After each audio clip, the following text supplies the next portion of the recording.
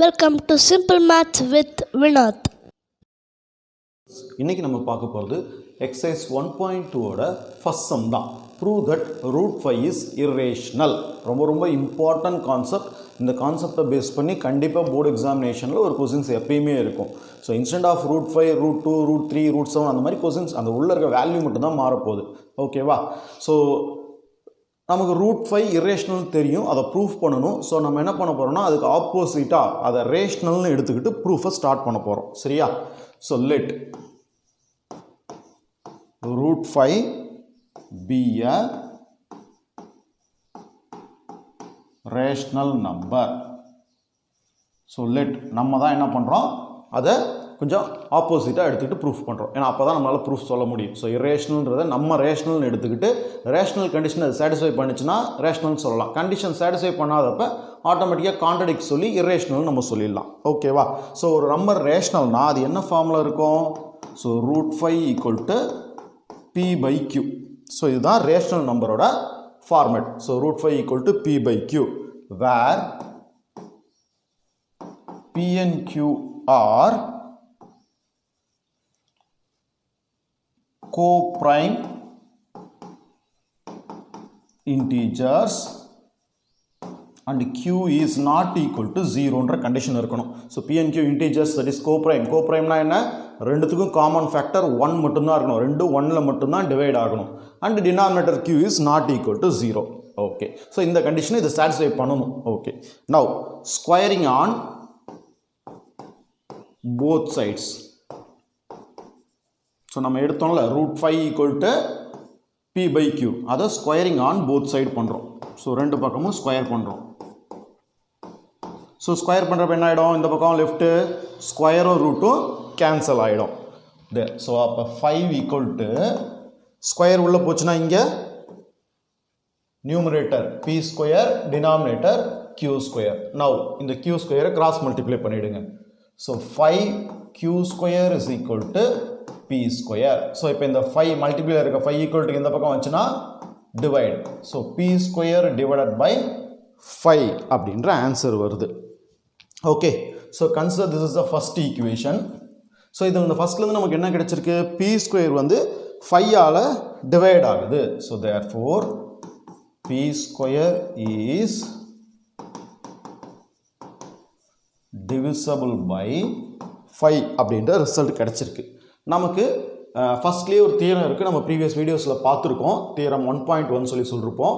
So Pன்றது ஒரு prime நம்பராக இருந்துச்சுன்னா P டிவைட்ஸ் A ஸ்கொயராக இருந்தால் அந்த P எதை டிவைட் பண்ணும்? ஏவையும் டிவைட் பண்ணும். ஸோ அப்படின்றது நம்ம ஃபர்ஸ்ட்லேயே தியரத்தில் பார்த்துருக்கோம். ஓகேவா? ஸோ ஒரு Pன்ற ஒரு ப்ரைம் நம்பர் A ஸ்கொயரை டிவைட் பண்ணிச்சுன்னா அது ஏவையும் டிவைட் பண்ணும். ஸோ இப்போ இங்கே 5ன்ற ப்ரைம் நம்பர் P ஸ்கொயரை டிவைட் பண்ணிச்சுன்னா அப்போ அது Pயையும் டிவைட் பண்ணும். So P is divisible by 5. So this is the condition number 2. So இதுதான் நமக்கு கிடைச்சிருக்கு. ஃபர்ஸ்ட் கண்டிஷன் என்ன கிடைச்சது? Q square is equal to P square by 5ன்னு ஒரு கண்டிஷன் கிடைச்சது. தென் தியரத்தோட கான்செப்டை யூஸ் பண்ணி நம்ம என்ன சொல்லிட்டோம்? P is divisible by 5ன்ற கண்டிஷன் கண்டுபிடிச்சிட்டோம். அதை செகண்ட் ஈக்குவேஷனாக வச்சுக்கிட்டோம். ஸோ இப்போ நம்ம ஒரு விஷயம் கண்டுபிடிச்சிட்டோம். P is divisible by 5. Pன்ற வேல்யூவை 5ஆல் டிவைட் பண்ண முடியும் அப்படின்னு சொல்லிட்டு இப்போ ப்ரூஃப்காக அடுத்து என்ன பண்ண போகிறேன்? லிட் நம்ம அசைன் பண்ணுறோம். P is equal to 5R. R is some integer, ஏதோ ஒரு இன்டீஜர், அது 5ஆல் மல்டிப்ளை ஆகுது. அப்போ கண்டிப்பாக 5ஆல் மல்டிப்ளை ஆகுதுன்னா 5ஆல் டிவைட். ஏன்னா நம்ம already P is divisible by 5 அப்படின்ற கான்செப்டை கண்டுபிடிச்சிட்டோம். ஓகேவா? Pன்ற நம்பர் 5ஆல் டிவைட் ஆகும். அப்போ Pன்ற நம்பர் 5ஆல் டிவைட் ஆகணும். அப்போ அது 5ஓட மல்டிப்ளா தானே கண்டிப்பாக இருக்கும். அதனால் நம்மளாக ஒரு 6 நம்பரை கன்சிடர் பண்ணி அது ஒரு 5ஓட மல்டிப்ளாக வச்சுக்கிட்டோம். அப்போ கண்டிப்பாக அது 5ல் டிவைட் ஆகிற நம்பர் மாதிரி வந்துடும். Okay. So now substitute this value in 1. P is equal to 5Rன்னு எடுத்துருக்கோம் பார்த்தீங்களா? இதை கொண்டு போய் நம்மளோட ஃபர்ஸ்ட் ஈக்குவேஷனில் சப்ஸ்டியூட் பண்ணணும். ஃபர்ஸ்ட் ஈக்குவேஷன் என்ன? Q square is equal to P square by 5. அந்த P இருக்கிற இடத்துல தான் இந்த 5Rஐ சப்ஸ்டியூட் பண்ணுறோம். ஸோ இப்போ ஸ்கொயர் உள்ள பண்ணலாமா? ஸோ ஸ்கொயர் உள்ள பண்ணுறப்ப நமக்கு நியூமரேட்டருக்கும் நியூமரேட்டரில் பார்த்தீங்கன்னா 5Rன்னு இருக்குது. ஸோ அந்த ஸ்கொயர்ன்றது 5க்கும் உண்டு, Rக்கும் உண்டு. ஓகேவா? So q square equal to 5 square means 25, r square பண்ணா r square divided by 5. Now, so இது நார்மலா கேன்சல் ஆகிடும் 1 time 5 time. ஸோ இப்போ பேலன்ஸ் உங்களுக்கு இப்போ என்ன இருக்குது, q square is equal to 5r square. So 5 மல்டிப்ளேயில் இருக்கிறத டிவைடுக்கு மாற்றிடலாமா? ஸோ அப்போ என்ன வரும், therefore r square is equal to q square by 5. நமக்கு எப்படி அங்கே ரிசல்ட் வந்துச்சு, p square divided by 5. அதே மாதிரி இங்கே r square is equal to q square divided by 5 அப்படின்ற ரிசல்ட் கிடைச்சிடுச்சு. ஓகே, ஸோ அப்போ q ஸ்கொயர் வந்து 5ஆல் டிவைட் ஆகும் அப்படின்ற கான்செப்டை நம்ம ஃபைண்ட் பண்ணிட்டோம். So therefore q square is divisible by 5. அப்போ பை தியரம் கண்டிஷன் அங்கேயே நம்ம சொன்னோம், pன்றது ப்ரைம் நம்பராக இருந்தால் p a ஸ்கொயரை டிவைட் பண்ணிச்சுன்னா p வந்து ஏவையும் டிவைட் பண்ணும் அப்படின்ற தியரத்தோட கான்செப்டை நம்ம அங்கே பார்த்தோம். ஸோ அதே கான்செப்ட் தான் இங்கேயும். ஸோ அப்போ 5q ஸ்கொயரை டிவைட் பண்ணிச்சுன்னா q-வையும் டிவைட் பண்ணும். So therefore q is divisible by 5. So consider this is the equation number 3. So இப்போ இந்த செகண்டையும் 3ஐயும் பாருங்களேன். செகண்டில் என்ன இருக்குது, p is divisible by 5. தேர்டில் என்ன இருக்குது, q is divisible. pயும் 5ஆல் டிவைட் ஆகும், qவும் 5ஆல் டிவைட் ஆகுன்ற கான்செப்ட் நம்ம கண்டுபிடிச்சிட்டோம். ஆனால் நம்ம ஃபஸ்ட்டில் என்ன எடுத்தோம், கோப்ரைம்ன்ற கான்செப்ட் எடுத்திருக்கோம். ஸோ கோப்ரைம்னா ரெண்டும் 1ல் மட்டும்தான் டிவைட் ஆகிருக்கணும். ஆனால் இங்கே பாருங்கள் ரெண்டும் 3ல் டிவைட் ஆகுது. ஸோ ஃப்ரம் 2 and 3 என்ன ரிசல்ட் நமக்கு கிடைச்சது, p and q are divisible by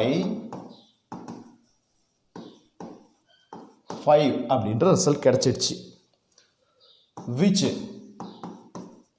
நமக்கு என்ன, கோப்ரைம்னு தான் ரிசல்ட் வரணும், ஆனால் இங்கே அது divisible by 5 அப்படின்னு வருது. which கான்ட்ரடிக்ட்ஸ்னா என்னப்பா, கான்ட்ரடிக்ட்ஸ்ன்றது ஆப்போசிட்டா. ஸோ உங்களோட ரிசல்ட் வந்து ஆப்போசிட், நம்ம எடுத்துக்கிட்டதுக்கு ஆப்போசிட்டாக. ஸோ 1ஆல் மட்டும் தான் டிவைட் ஆகும் நம்பர், பட் 5ஆல் டிவைட் ஆகுதுன்னு ஆப்போசிட்டாக கிடைக்குது, கான்ட்ரடிக்ட்ஸாக கிடைக்குது. கான்ட்ரடிக்ட்ஸ் த ஃபேக்ட் தட் என்ன fact, p and q are prime, that is co-prime. So p and q co-primeமாக தான் இருக்கணும், பட் நமக்கு அதர் தென் 1 தவிர வேறு நம்பரால் டிவைஸ் ஆகிற மாதிரி கான்ட்ரடிக்ட்ஸாக ரிசல்ட் கிடச்சிருக்கு. ஸோ அப்போ நம்ம எடுத்துக்கிட்ட அசம்ஷன் கண்டிப்பாக என்ன, தப்பு. ஸோ ஹென்ஸ்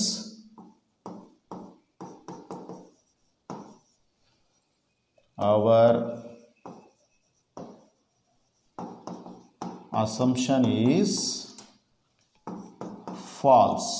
தப்பு, கோப்ரைமாக வரல, வேறு நம்பரால் டிவைட் ஆகிற மாதிரி வருது, 1 தவிர வேறு நம்பரில் டிவைட் ஆகிற மாதிரி வருது. ஓகே, ஸோ அப்போ therefore √5 is irrational. ஸோ ப்ரூஃப் பண்ணியாச்சா? ஸோ √5 irrational ப்ரூஃப் பண்ண சொன்னாங்க. நம்ம என்ன பண்ணோம், அதுக்கு ஆப்போசிட்டாக அசியூம் பண்ணிக்கிட்டோம், √5 இஸ் ரேஷ்னல்னு எடுத்துக்கிட்டோம். பட் ரிசல்ட் வந்து கான்ட்ரடிக்ட்ஸாக மாறி வந்துச்சு. ஸோ ஃபைனலாக நம்ம என்ன சொல்லியாச்சு, நம்ம எடுத்துக்கிட்ட அசம்ஷன் தப்பு. ஸோ தேர்ஃபோர் √5 இஸ் irrational நம்பர்னு ப்ரூஃப் பண்ணியாச்சு. So hence proved. Thank you. Like, share, subscribe. Simple Maths with Vinod.